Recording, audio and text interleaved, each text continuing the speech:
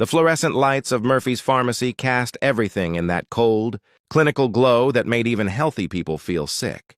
Claire Morrison stood at the counter, her 7-month-old daughter Lily crying softly against her shoulder, while she stared at the pile of coins and crumpled bills she'd emptied from her wallet onto the counter. $23.47. That's what she had. The prescription for Lily's ear infection medication cost $68. Claire wore a tan blazer over a gray sweater, both from the thrift store, both chosen because they looked professional enough for her job interviews. Her light brown hair was pulled back in a messy bun, and there were dark circles under her eyes from nights, spent walking the floor with a feverish, crying baby. "I'm sorry," she said to the pharmacist, a kind-faced woman in her 50s named Margaret. "I was sure my insurance would cover more of it. I don't understand why—" "Your insurance lapsed," Margaret said gently, checking her computer screen. "It shows your last payment didn't go through. Without coverage, this is the cash price." Claire felt her throat tighten. Of course it had lapsed. The automatic payment from her checking account must have bounced when she'd had to choose between insurance and keeping the electricity on. She'd meant to call them to fix it. But between taking care of Lily, alone and applying for jobs and trying to keep her freelance writing work going, she'd forgotten. Can I pay part now and part later?" Claire asked, though she had no idea where the other $45 would come from. Her next freelance check wasn't due for 2 weeks, and it wouldn't be much anyway. "Store policy requires full payment," Margaret said, and Claire could hear the genuine regret in her voice. "I'm sorry, honey. I wish I could help." Lily's crying intensified, her small face red and scrunched with discomfort. Claire bounced her gently, whispering reassurances she didn't feel. Her daughter was in pain, had been for 2 days, and Claire had finally managed to get her to a walk-in clinic that morning. The doctor had confirmed the ear infection and written the prescription. This medicine would help Lily feel better within hours, but Claire couldn't afford it. Maybe there's a generic version?" Claire asked desperately. "Or a different medication that costs less?"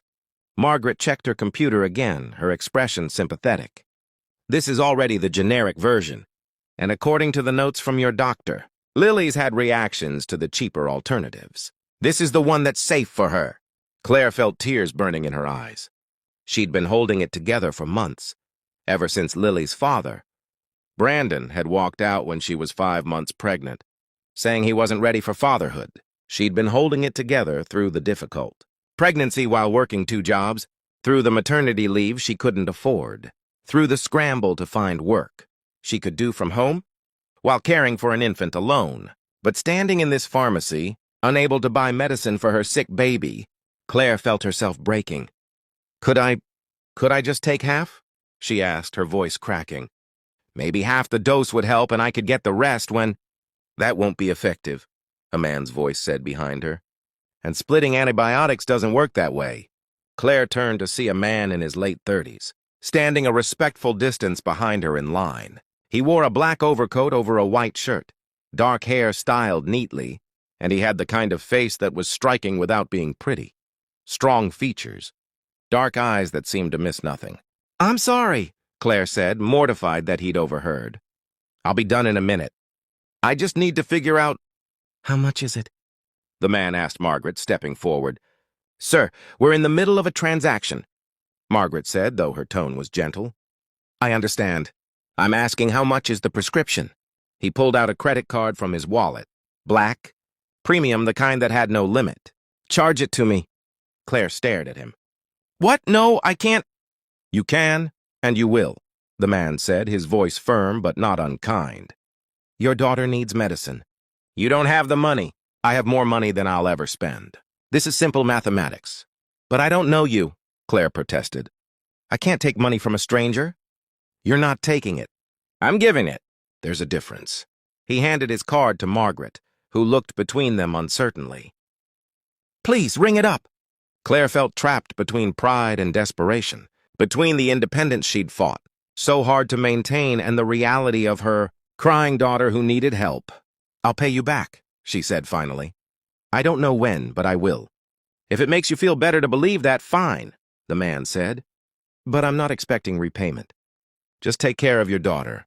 Margaret processed the payment, her eyes suspiciously bright. She handed Claire the medication along with a printed receipt. "God bless you both," she said quietly. Claire clutched the medicine to her chest, with one hand while supporting Lily with the other. She turned to the stranger, words failing her. "Thank you," she finally managed. "I don't—" "Thank you. You're welcome," he said simply. He extended his hand. "I'm Andrew. Andrew Sinclair."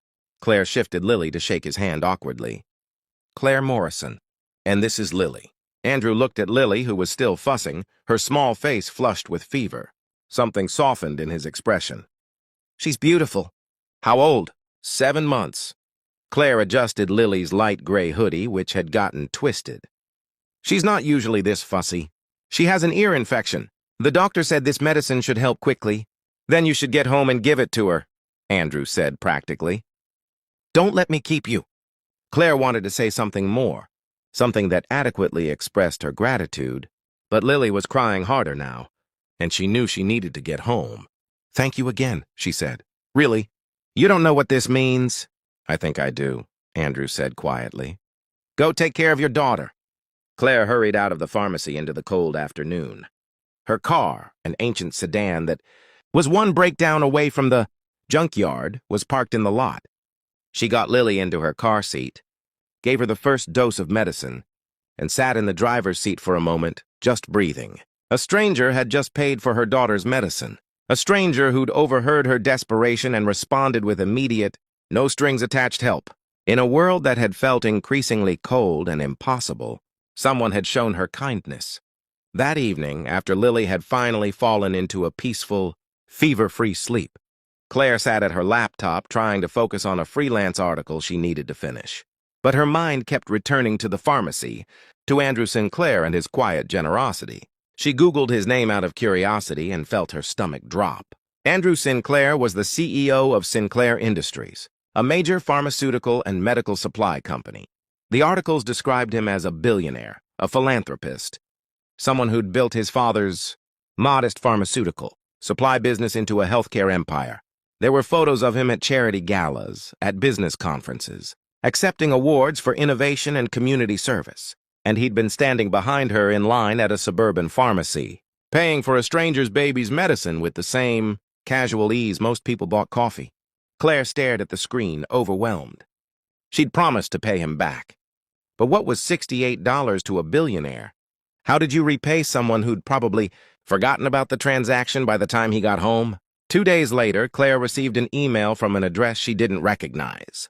The subject line read, "Lily's medicine."